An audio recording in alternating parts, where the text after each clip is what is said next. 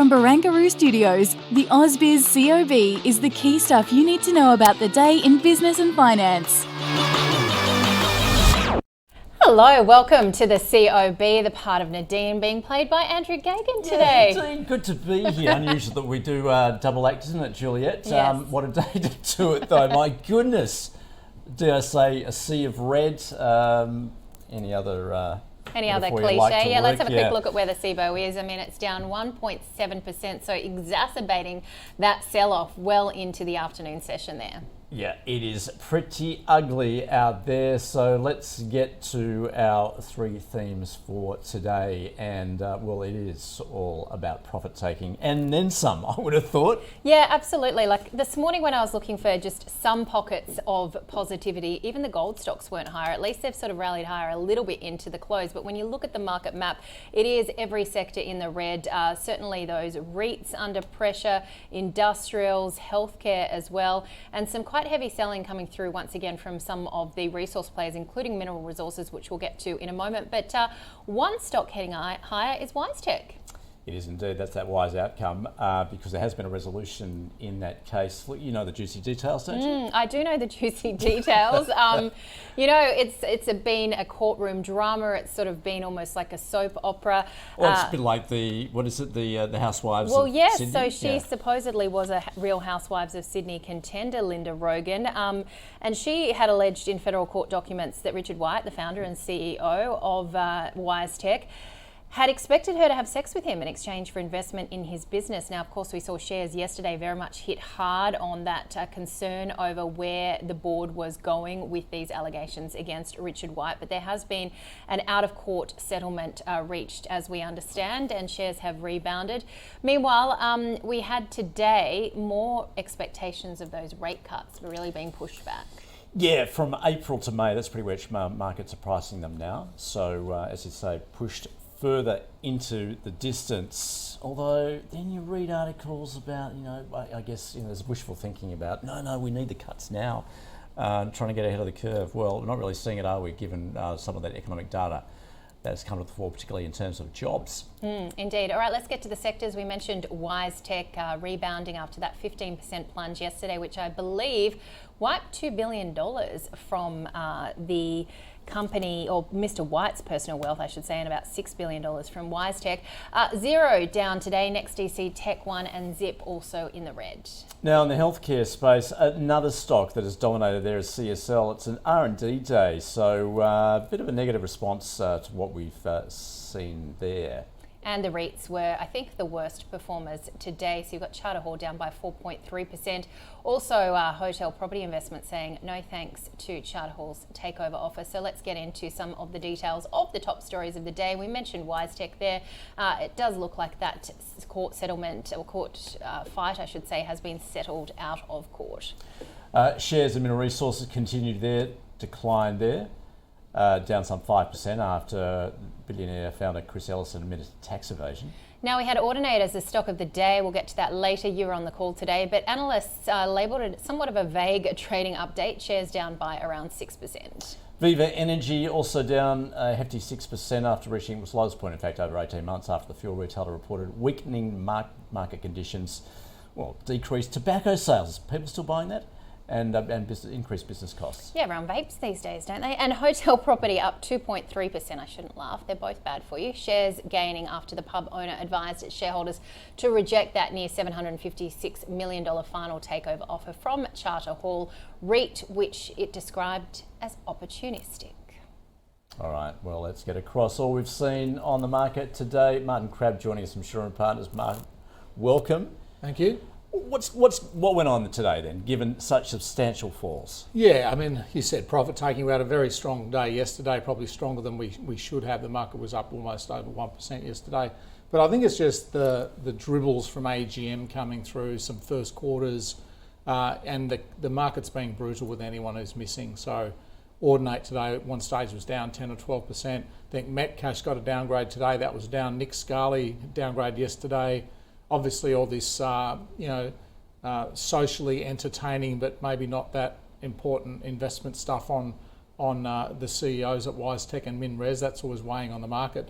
But it just seems to be that it's it's like the late stage bull market where market's not rallying so much on good news, but if you have bad news, you're getting absolutely smashed. So we can even go back earlier in the week and think about Flight Centre, and go back to last week to Webjet, and it's like there's a few companies have come out, and you look at the trading results and they're not that bad. They're just saying, look, things are a bit tougher out there. Viva Energy today as well. I mean, they're obviously running a lot of petrol stations. Ampol was the other one, and they announced similarly tough conditions for their convenience stores last week. So we're seeing a bit of a pattern out there that the economy is not as strong as we thought, and yet the fixed income markets are saying that the RBA is going to stay on hold for longer because the economy is more resilient. So you're getting this real sort of contradictory data. But if they're not going to cut rates, then why are people buying real estate? So that sort of unwound a little bit today. So some of the macro bets that people have got on are just not working at the moment, and the market's just being savage with anyone who's missing. They're being estimates. savage with naughty CEOs too. Yes. There's definitely the naughty corner. There was an analyst who used to be in Shaw Partners, Peter O'Connor, used to talk about stocks being in the naughty corner, and you can get in the naughty corner for a whole range of reasons. For a miner, it's like missing productions estimates or things like that. But yeah, there's definitely a few CEOs in the naughty corner. I mean, you can go back 12 or 18 months and put Qantas with the CEO in the naughty corner as well. And there's a few other companies out there. IDP Education's another one where the CEO seems to be a little bit in the naughty corner. Not that she's done anything wrong, it's just the market sentiment on some of these CEOs is not where you want it to be. Is it though, when you look at the likes of Wisetech and Mineral Resources, because it's the founder too, they've got such a big stake in those companies, so you sort of want to then be very, very cautious about how you invest in them. Yeah, and you have to run the scenario through your thinking about what happens if the board is under enough pressure they have to remove the CEO, because these things they just can't, they say they're unconscionable, they never should have happened, we weren't told about them, whatever. I don't know the details of either of these cases, but just in general terms. And so the investment community has to sit, well, what's MinRes without Chris Ellison? What's Wisetech without Richard White? They're not the same thing. It's like taking Steve Jobs out of Apple. It's like, that's the sort of thing the market needs to think about. Yeah, personality-driven companies. There's ups and downs, isn't there? Certainly, you talk about the benefit of having skin in the game. Well, there is a downside to it as well. Yeah, that's right. Healthcare, interesting at the moment. I mentioned CSL, and I'm going to ask you to name some of their products. Not a chance. Not a chance. So basically take a whole bunch of Scrabble letters and throw them on the board and put ISL or SIL on the end of it. But no, R&D day from ResMed, a little bit underwhelming. Stock was off 3 in a market that was down, say, 1.5, so a little bit worse than the market. One of their drugs, the FDA sort of pulled and said, look, you can't move ahead with it. And I can't pronounce the name of it, sorry Andrew. And there's another drug that's going to probably take a little bit longer to go through clinical trials. So look, CSL is not even though it's in the biotech sector, it's more of a blood plasma business than a sort of phase 1, phase 2 biotech company. But they do have quite a large pipeline. And the news today was a little bit underwhelming on some of the stuff that's in the short-term pipeline, which probably explains a little bit of that. We do have, I think, site visits from Ramsay Health Care and Sonic later this week, and then we've got ResMed's Q1 on Friday. So it's a pretty big news for healthcare. What do you think we can expect from ResMed, given what it's been through in the whole GLP-1? Yeah, I think the market, shot first, asked questions later when GLP-1 drugs first came out, and the study that showed that there was a reduction in people with sleep apnea if you were taking these drugs. I think the market sold off ResMed dramatically into the low 20s. It's since recovered to then, and I think the company's now saying that it's all about awareness of sleep apnea, and GLP-1 drugs and other things that tackle obesity are just making more people aware of sleep apnea, which is the whole story. They've got this massive bottleneck with having doctors who can diagnose it though. So sleep doctors, the shortage of sleep doctors in the US is their problem. So it's not like, everyone's taking GLP-1 drugs.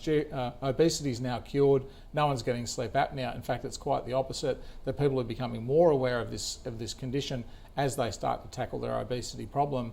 The problem is just with the amount of doctors that they have. So the story has also been with ResMed is just their guidance around margins. They missed their guidance around margins a couple of quarters ago, and this quarter, if it shows that their guidance, so they're moving back towards reaching their guidance on their margins, I think you'll see another positive share price reaction. Yeah, I think last time I spoke to Mick Farrell, he was like, bring it on. It actually is bringing them business, to your point.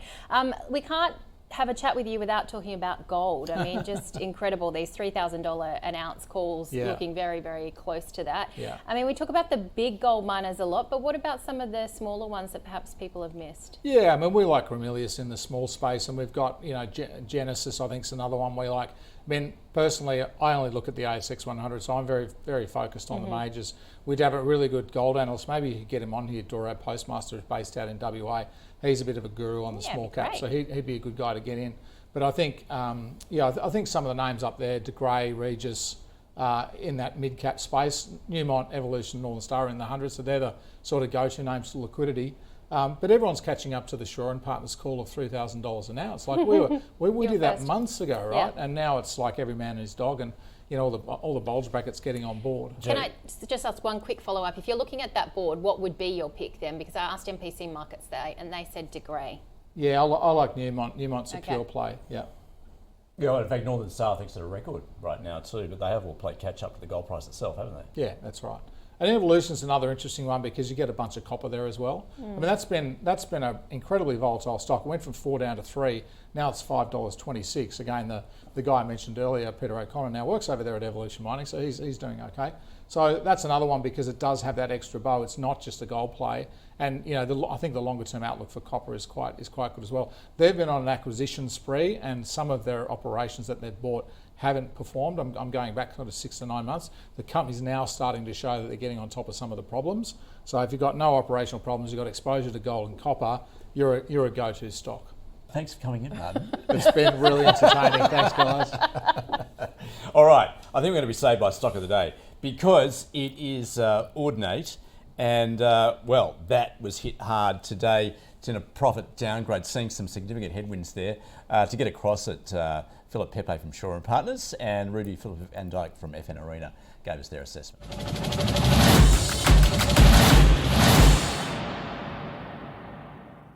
It doesn't seem like these challenges are going away anytime soon. When they talk about excess inventory, that needs to be cleared so the gross margin isn't going to go up in a hurry, and they flagged a decline. So those who took stock at the last capital raise, if they're still there, they'd be annoyed. So there's some angry selling that's not coming back in a hurry.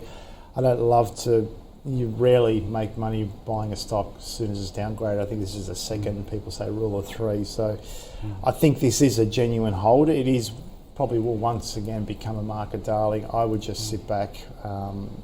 If you didn't sell this morning, it may well be too late to sell. I would just hang on to it. And if you look at the statement this morning, they're basically saying, like, listen, quarter one is not good, and quarter two will not be good either. Right? Like you say vague, but that was quite clear. Yeah. So the first half is already it's not gonna do it. Yeah. So then you have to keep your fingers crossed for what's going to happen in the second half. I think the way things are shaping up, I mean, you can't exclude that the second half will not be better than the first half. No.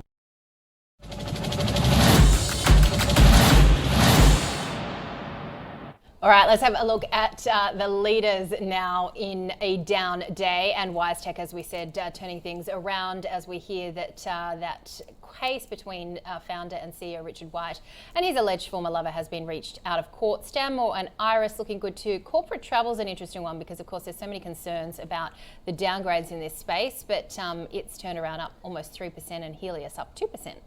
Two those in the negative, and well, there were many of them today, as you'd expect. Polynovo down more than 8%. Viva Energy also off the back of an update there, and we've just heard about Audinate, so it finished down 6%. And Metcash Mineral Resources continuing its decline, down another 5% today. All right, having a look at the small end of town, Plenty Vinyl. I noticed that Vinyl had another acquisition in the sound space. It's really seeming to be on a big acquisition spree.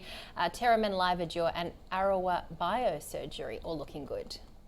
But negatively, we've got Hutchison down more than 14%. Easy Life Science, Impedimed. Lake Resources, interesting one too. That's been up and down, but it is off more than 8% at this point. You're going to have a busy morning tomorrow if you're back on your normal shift. I assume you are. Look at all those earnings you got to get through. Plenty of them. We like that though. That's something to trade on at least. We also hear some more detail on manufacturing in terms of the Richmond Fed.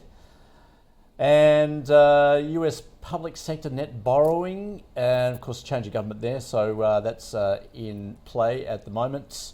and also some data out of Canada at the same time.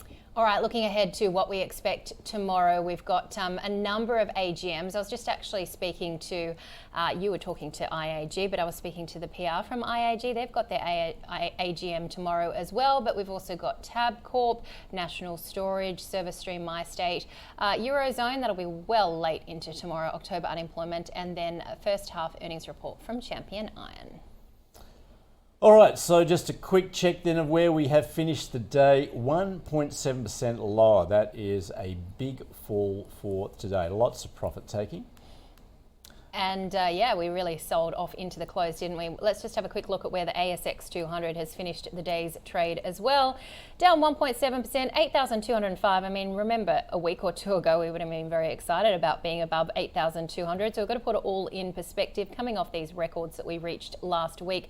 But certainly today was a down day. And in fact, we can only really see the information technology sector as a winner in this space, and that was due to that turnaround that you saw from the largest company. Yeah, Wisetech, one stock.